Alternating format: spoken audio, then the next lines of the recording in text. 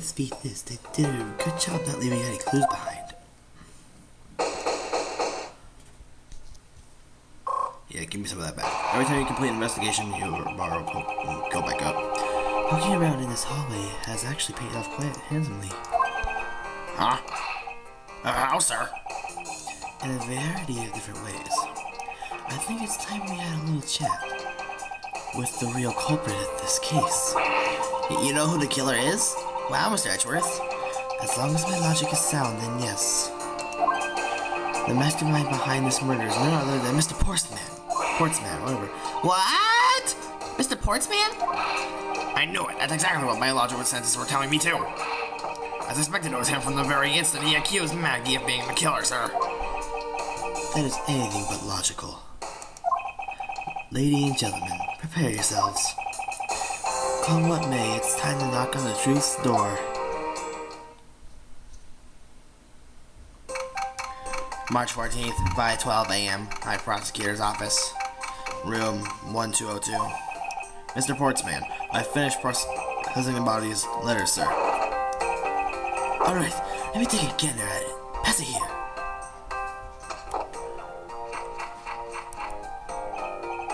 Okay, looking good. You there, take care of this. Grah!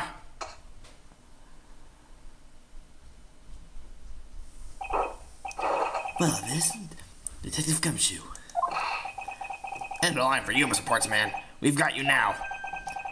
Call off your dog, Mr. Edgeworth. Is this some kind of a joke? It's no joke. We know, Mr. Jaquist Portsman, that you are the guilty party in this case.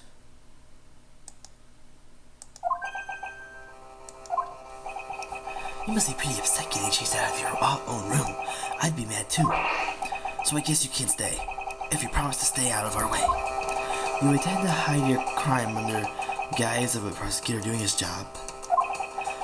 I could see right through the unsightly paper-thin mask you wear upon your cowl. Haha, who would have ever thought it would come to this? Actually, come to think of it, your mentor was Manfred von Karma, right? The legendary prosecutor who never lost a single case for 40 long years. But there were always this incident chatter about forged evidence with that guy. Really teaches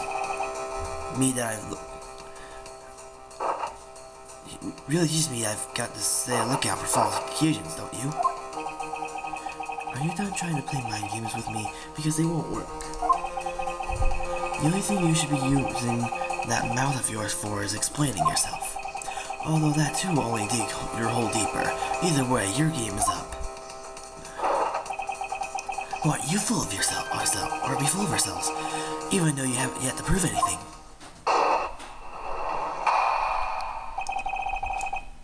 Mr. Portsman's rebuttal. I have no idea what sort of harebrained idea you have in mind, but there's a mountain of evidence that points away from me being the culprit. Besides, how, may I ask, do you propose I unlock your door and get in here? Look, I feel bad doing this to you, but I got a lot of work to do, so we're done here. Sorry, but we are not finished yet. Boy, you're stubborn. I suppose you're basing your accusations on something. I'll show you what I'm basing my accusation on, with evidence.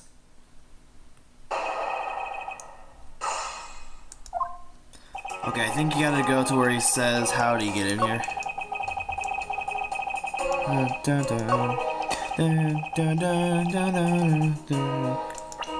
Okay, present master key. Alright. I believe you are able to open my office door with this master key, no less. Wait. Hold on for a sec. I never laid a finger on that key, as you already know. Precisely, you were able to open my door without lifting a single finger. Well, maybe you did, but I'll need to direct. That's right, you used your finger to direct this person to open my door with the key. Okay, it's not obvious. You had to ask Miss Bird to open your own office door for you, yes? Yeah? I kind of forgot my key at home. Happens a bit too often for my taste, you know? But the room you had Miss Bird open at the time was not your own, was it? But what? You have quite the imagination. But why don't we ask the girl herself whose door she opened, shall we? I'm certain that it was Mr. Portsman's door, sir. I checked the number plate to make sure I was opening the right door, sir. See, Miss Bird backs up my story. Yet what if you had misled her to fool her into thinking what you wanted? Ha! And how do you suppose I did that? By switching the number plates on our doors, for example. That's right. They do slide out pretty easily. Furthermore, that you then used one other thing to give a very strong impression. The door she was opening was yours and not in fact mine. What was it that Mr. Portsman used to make Miss Bird think it was his room? The basketball hoop. What? The basketball hoop, sir? It's quite particular fixer in any hallway, let alone a hallway in this building. Which is why it left an unusually strong impression on you. It's an object perfectly suited for to sit outside the office of a particular prosecutor. Gah! That's very true, sir, because there was a basketball hoop sitting there. I thought the door was opening had to be Mr. Portsman's. There are sides that the hoop are removed. Sit in front of my office, to be sure. I see. So that's how you throw suspicion on people. Thanks for the tip. But I think your conjecture is a little off the racetrack. Conjecture's rebuttal. Now you're just spouting nonsense. I had the girl open my office door. After that, I was in my room the entire time. You don't have a single reason to suspect me. So he intends to claim his innocence to the end, does he? I'm as pure and innocent as my jacket. And Miss Bird is as dirty and guilty as the jacket she wears. My jacket's not dirty, I'll have you know. I just washed it yesterday. Please calm down, for I intend to show who was truly covered in slime here. Okay, I think you have to go where he says he's been in his office the entire time. And present, note left by victim.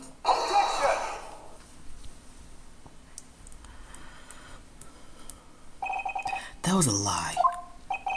But what are you talking about? How is that a lie?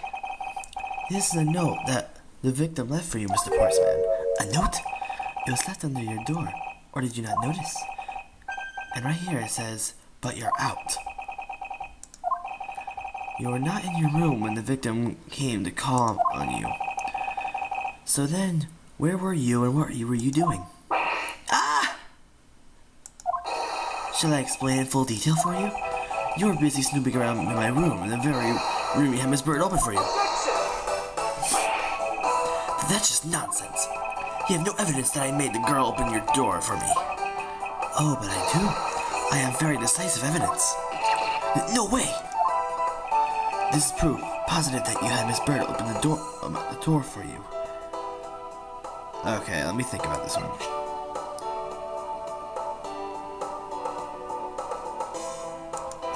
Present Mr. Portsman's door? Yep, I had your door dusted for prints. My door? How? What for? Come on, I bet you didn't find anything. You sure? You're good at wasting time. You're right, I didn't find anything. And definitely not Miss Bird's fingerprints. Her prints? What did they have to do with anything? Let's put it this way. If she was really the one who opened your door, then her prints should naturally be on the doorknob she touched. Further, all of the prints on my office knob have been wiped clean off. I can only assume it's because Miss Bird's fingerprints were on it. Do you think it's time you gave up your charade? We know you stole into my office with the intent of stealing something from me, and Detective Faith found you out, possibly because he heard sounds coming from a room whose occupant was on leave. Mr. Portsman, you killed Mr. Faith to silence him, and I had the misfortune to return when I did. You had to threaten me as you escaped.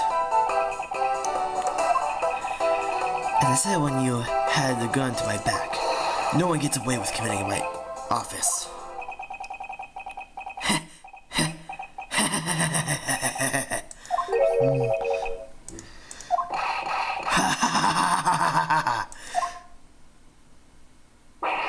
And just what's so funny, pal? Well, that look of stiff seriousness on the face of this office's finest prosecutor, as he makes a huge mistake in accusing me, is simply too much to bear. There's just nothing else like it in the world. What? Mr. Edgeworth just explained it all. He even backed it up. You're the murderer. Stop trying to be slippery and just admit to the crime already. As I said earlier, it's all so circumstantial. It's full of conjecture. You say you checked my doorknob for prints. Well, I can readily confess that I had wiped the doorknob down well.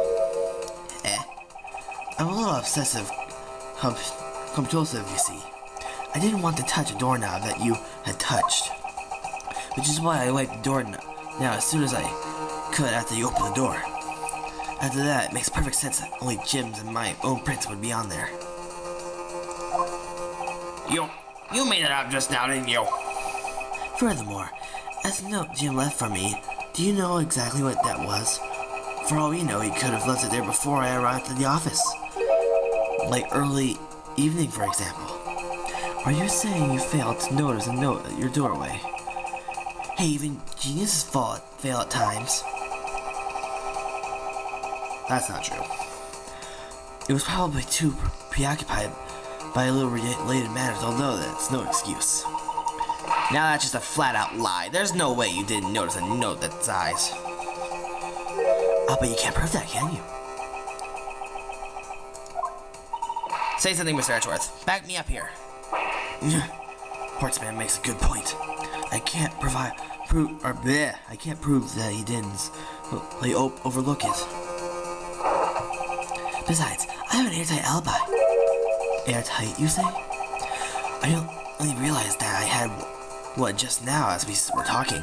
I guess it would have been better for us all if I had told you sooner. Oh boy. Portsman's alibi. If memory serves you, he left the office around 2 a.m., correct? And it was then that you had unfortunate confrontation at gunpoint with the culprit. But at exactly that time, I was down in criminal affairs. Ask around, I'm sure the other detectives will corroborate my story. It's a perfect alibi. Do you really think it's that perfect? Like I said, I don't care. Ask around all you like. You'll see for yourself. Detective Gumshoe. Sir, yes, sir. I'll go check it out his alibi. Be right back. But Mr. Edgeworth, sir, I think we're in trouble. It's just as Mr. Portsman said. The guy's down in criminal affairs and they saw him around 2 a.m. You see? All the evidence points to him being the culprit. So there must be a contradictory point in his alibi somewhere. Portsman's alibi. If memory serves, you came back to this office at around 2 a.m., correct? You are correct, it was around 2 a.m. Are you sure? It really is important to me that you spot on at the time. I remember checking my watch then, and no mistake, it was 2. Ooh, give testimony like a pro. Okay, so you came back to the office at 2. And it was then that you had an unfortunate confrontation at gunpoint with the culprit. It's as you say, however. Yes, however, there are only one who claims that the bomb to the culprit. So tell me, did you see the person's face? Was it me or who you saw? It was pitch black, so I couldn't actually see. Oh, come now, I'm sure you saw something. Try a little harder, why don't you? I'm beginning to feel like I am the one being interrogated here. Oh, well, it doesn't matter if you remember or not. It only matters that you ran into the culprit. But exactly at that time, I was down at criminal affairs. So you paid the criminal affairs department a visit? Yep. Right after I left the prosecutor's building, I headed straight for a precinct. Ask around. I'm sure the other detectives will corroborate my story. It's the perfect alibi. Well, there we go. We did go ask around and confirm your testimony. It was just as I said, right? Yes, sir. A number of detectives said that they saw you around that time. See, I have the perfect alibi. That's the ace I had on my sleeve. Impossible. He actually does have the perfect alibi.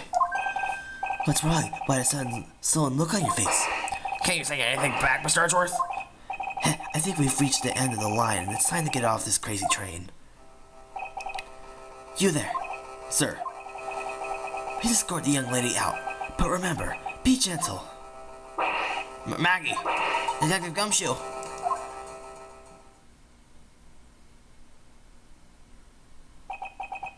Is there nothing I can do? There must be a way to turn this situation around. If only I had a clue. Did I miss something that could help cast on his alibi? I need to calmly think this through one more time and with logic. Okay, so it's gonna force you into logic here. Okay. So files are in this array, and another handgun, I think, is what I need to connect here. It's wrong, isn't it? Yep. How did I know? I can't see a clear contradiction in between these two pieces. It was Portsman's alibi and another handgun, wasn't it?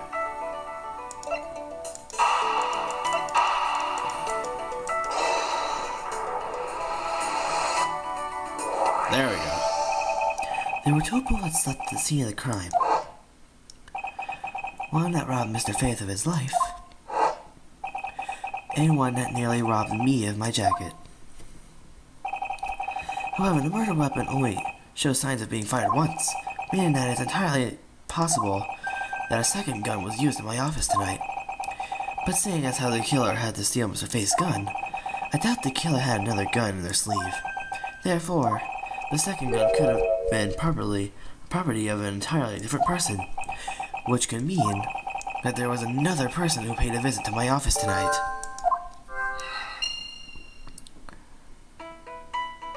And then, obviously, files in this array and another visitor. Supposing there was yet another visitor tonight, that would also resolve the issue of why my shelves were appended twice. We know that the shelves were disturbed once before and once after the murder, so it shouldn't be much of a stretch to think that it was the work of two different people. Once by the person who stole the victim's gun and then killed him with it, and once again after this murder by our second culprit, who was the owner of the second gun. If we suppose that second culprit's gun was the one that pointed at my back. Mr. Portsman, it seems that I need to amend my assumptions regarding the case. Great, so you finally come to your senses. Mr. Edgeworth! Sir, what are you saying? This has been a big misunderstanding on my part from the start. I had assumed that the person I ran into was the killer, but that may not be the case. What do you mean? The person I ran into was just your average thief. A thief? But sir, doesn't that cause some sort of contradiction in the facts? Bit of a slow text box, whatever. Not at all. It simply means the killer was someone else. And it means that in actuality, two culprits stole into my office tonight. What do you mean, two? It explains both why my shelves were disturbed twice and how there were two guns. Mr. Portsman tricked Miss Bird and gained entry to my office. Now you're just leading to the argument. You still don't have actual proof, you know. If you could, please go along with my hypothetical scenario for now, Mr. Portsman. In the end, if you were really innocent, you should have nothing to worry about. Now then, returning to my scenario, Mr. Portsman was out to steal something from me, which is why he checked my secret safe and ransacked my shelves. This is the first time. So then, this would be when the files were put back in the wrong order, right? Correct. And then just when he was about to look somewhere else, who should walk in but his own...